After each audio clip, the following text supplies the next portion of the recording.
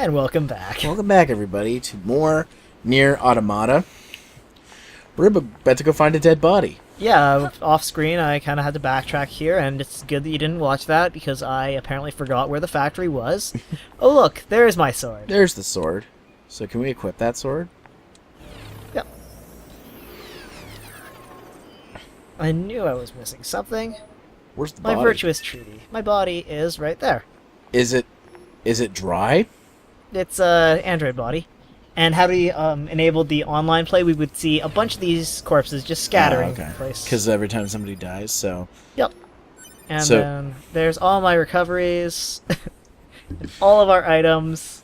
If you saw my really subtle, not so subtle kill the kill reference, like, comment, subscribe. Don't scoff me. I will scoff you all I want.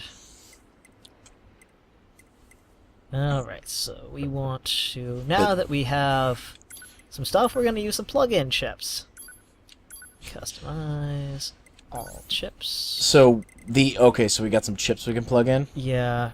Shockwave +1, auto-use item? Yeah, that's what we want on. Okay. These take up a fair bit of space right now, but... it's fine now, because we have... up to the end of that light gray area. Oh, okay. Shockwave is good. You can get to a point. Do we have to get like an expansion card or something? Yeah, you can get you Okay. can get upgrades, but we'll get to a later point in the game where we'll get we'll randomly find things like Shockwave +3, and it will only take up like 3 slots. Yeah. You can get those really strong ones that take up a limited amount of memory, the really optimized ones, I suppose. And if you have 2 of those and you fuse them together, they'll become like a +4, but only take up 4 slots, as opposed to usually when you fuse them, it doubles the amount of space it would need. Okay. But no, it makes it nice and. I also have to appreciate the attention to detail. The image they use for showing like the RAM and memory and stuff like that is actually kind of accurate to what people use for like diagrams for that stuff. So. Nice attention to detail here. Well, there's so many details. Like, It reminds me how the chips work in this game. Remind me is how older computers worked, where everything was on chips, and the chips would the amount of chips you could use was only limited to what the board would support or what your current processor / RAM setup could support. there we are. Now I got both my swords. Double swords. Sweet. Well, that's good. So now That's the setup I we've want. got to make our way back to the desert. Let's see. I think I missed my exit. So you were talking about, well, just between parts, we were talking about the voice actors for this game. Yes. And how they did. They're adorable, and they've done a few other things together. I know that I believe they both were voices in Fire Emblem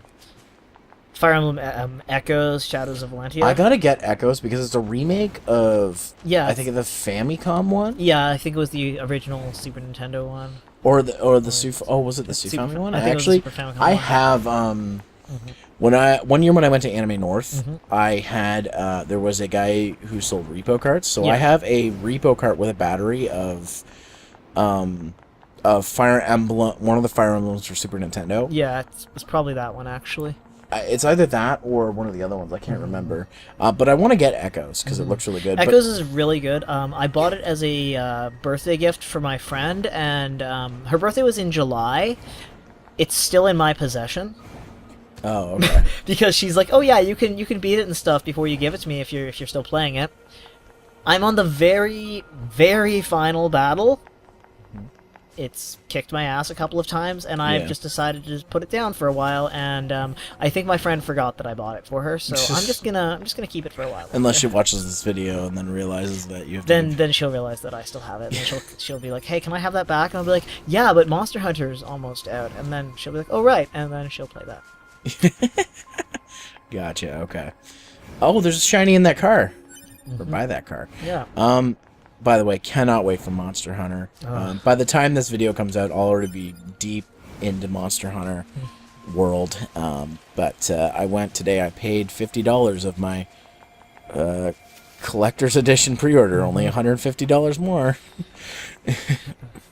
There would be no other game I would spend that much money on. Yeah. The only other game that I got close to spending that much money on was, well, actually more was, and I kind of regret it now, was Mighty Number 9. Oh dear. I was one of the higher tier backers on that, and wow, just gotta say, Let's just move on from that line of that topic. Yeah. You're going to get really depressed. yeah, I've been. A lot of people have been asking me, when are you gonna do your Mighty Number 9 video? I'm like, when I can tolerate to play it again. And let me just put it. I'll just make it short and sweet here. It's not a terrible game. It's just very, very poorly optimized, and it's very poorly like level structured. Do you think it was made by like NieR Creates and the same people who worked on the Mega Man series for a long time? You'd think they know how to make a level, but I think also they were being told to do, and I know they can because the same company NieR Creates made a SD spin-off game called Mighty Gunvolt. Which was a mix of Gunvolt and Mighty Number 9. It was like a demake. And actually, NieR Creates made a whole game called Mighty Gunvolt Burst, which is basically a complete demake of Mighty Number 9, and it's way better. Oh, well then. It's awesome. If you have a Switch or a 3DS, it's on sale right now. Actually, by the time this video comes out, it won't be, but I got it on sale. It might be on sale again. Who knows? I got it on sale for $10, and it's a really good game. It's challenging, but it's really good. And it's just like, I think with that game, it was...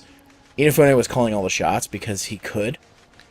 So he's like, no, we're going to do it this way. So I think for your Mighty Number 9 video, you should just play Mighty Gunvolt there. Well, I might do... Well, I already reviewed Mighty Gunvolt, and I'm thinking of doing a review of Mighty Gunvolt Burst. Yeah. And, I mean, I do, like... I own 6 versions of Mighty Number 9. So I bought all these versions to do a review of the game. So at one of including the collector's edition, I have the collector's edition of Mighty Number 9 for Xbox One because that was the only version I could get. Yeah. It's the only Xbox One game I currently own because I don't own an Xbox One. But like one of these, I can change that. Well, I mean, I'm probably gonna get a Switch before anything else. But I mean, I want it like. And I'll come over and play it. I think my biggest problem is I find Mighty Number 9 to be really hard, and for the wrong reasons. I know some people, and I thought it was ridiculous when people were like, oh yeah, I beat this game in 3 hours. I'm like, 3 hours? Jesus. People got more patience than me then. I think I've clocked maybe 6 hours, and I've beaten 3 of the Mighty Number characters. Like, I don't know, you can call me pathetic or whatever, but like, like to think I'm pretty good at Mega Man. And I'm having a tough time with that game. I love that you can just, like, desert slide, by the way. Yeah, it's great. Back to the topic of the proper androids here. Yeah, right. Instead of the ones that are mighty numbered. Yeah. Though, I mean, on a note of games we've put a lot of money into pre-ordering and all that for collector's editions, I think the biggest one I did was Dragon Age Inquisition. Yeah. For the giant chest of goodness, and I'm still really happy with that game. I put probably about 700 hours across different characters in that game. I recently got the collector's edition. So, or not the collector's edition, sorry, the deluxe edition. I got the collector's edition. That's not what I meant. Yeah, I'm just used it was the deluxe plus plus the fun stuff with it. Ever since Monster Hunter Tri, I've gotten collector's editions of the games. So, and to be fair, every other collector's edition of Monster Hunter Tri has been kind of low key.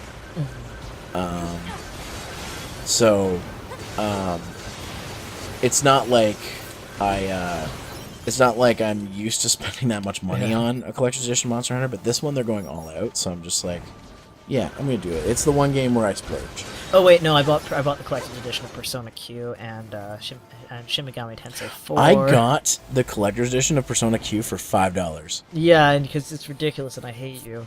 Did I ever tell you? Did I tell you that story? You did. Yeah, I thought it was funny because they didn't have the regular edition at Best Buy was on for $5. They didn't have any regular editions, so they just sold me the collector's edition for $5. God.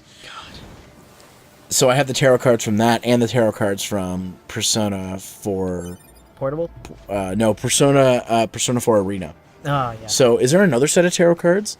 I feel like there is, but I don't know. So, because I know those 2 games had it. I don't know if there's a 3rd game. I need to get Persona 4 Golden as well. Yeah, I need to get Golden as well. Because I have a PlayStation TV. So. I've got a PS TV as well. I mean, I've got a physical copy of Persona 4. I've got 3 digital copies of it because apparently Grant bought it on his own account with my credit card. And then the version of Persona 5 I got you, that was the Steelbook edition? That was the Steelbook edition, yeah. So, I still need to get all the DLC for it, but I'm not shelling that out yet. Not yet, no. I'm not ready to go delve into that. I have the collector's edition of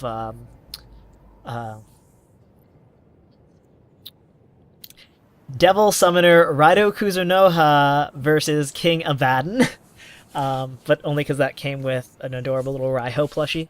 My sister actually got that for me years ago. And she's great. It is the ruin of a former human residential area. Oh, I didn't know you had a sister.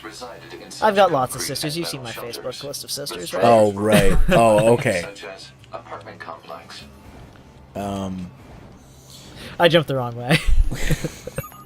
I was like, what the fuck is he doing? I'm like, well, I'm just going to jump up the hill here. That's another thing. Like, if we can get my... oh, wait, no, I went the right way. If we can get my backwards compatible PS3 working, I'd love to do Persona 3 Feds with you. Yeah, definitely. I will happily guide you through Or that. as I like to call it, Walking with Hands in Pocket Simulator. Because that's all I've seen of the game so far. That's a good description. I was going the right way. I just got confused by the amount of desert versus the amount of desert I was just in. By the way, so far, favorite Persona game has got to be Q. Of the ones I've played. You haven't played many, though. I haven't played many, though, but I like that Q uses the battle system from Etrian Odyssey, but doesn't have the same problems that Etrian Odyssey has, because I bought Etrian Odyssey 4 because I was like, this is going to be a really good dungeon crawler. I love dungeon crawlers, and I just kind of played it, and I was just like, it's kind of meh. The Persona Q doesn't have that problem. Yeah, you should probably pick up the remake of Strange Journey when it comes out for the 3DS, because Shin Megami Tensei Strange Journey is probably up there with one of my favorite dungeon crawlers. Oh, okay. And it's futuristic sci-fi monster summoning fun time. I also love... One of my favorite lines from Persona Q is when the girl eats the donut, she's like, it's most delicious around the hole. It's like, okay. Great. Good. Great. Somebody had to read that. Because Persona Q is fully voice acted. I've only been playing the Persona 3 side so far, though. I haven't played the Persona 4 side yet. So. You gotta dig into that. I will. You gotta tuck into that. And... Do you eventually, do they cross? Yes. Or? Okay, so I'm not that far into it, as people probably can tell. Yeah. I've been mostly building my characters up. Oh, hey. Yeah, this guy's rounding around, and I gotta find him and eliminate him. How are you? Great. Nice weather today. Yeah, nice. How dare you exchange pleasantries? But this music is so good. It is very good. I love the soundtrack so far. I sometimes just sit and listen to it at work. Yeah? Yeah. I also listen to the Stardew Valley soundtrack at work, and people walk by and say, Jeff, are you listening to the Stardew Valley soundtrack? And I say, stop judging me! Something wrong with Stardew Valley. No, it's perfect and wonderful. CJ actually, like, when he brought a Switch, he's like, I am loving this version of Stardew Valley. Yeah, I'd love it in a portable form, but I like my PS4 version. But I need to get the PC version. Yeah. But I mean, and I think I was mentioning this, I don't know if I said it earlier when we were recording, but like, I really want to Switch after playing Wonder Boy 3 remake, Dragon's Trap, because the HD Rumble on the Switch, I didn't think I would like it that much, but it's really, really good. And going back to like controllers with just the standard Rumble we've had for years, I feel like, this is not nearly as cool. Oh my god, look at all the robots. And they're all like higher level than us. Yeah, they're way higher level. Oh, big boy.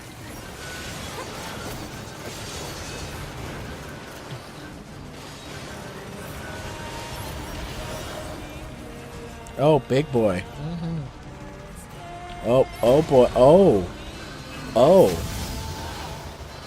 Yeah, Wow. he's twice my levels.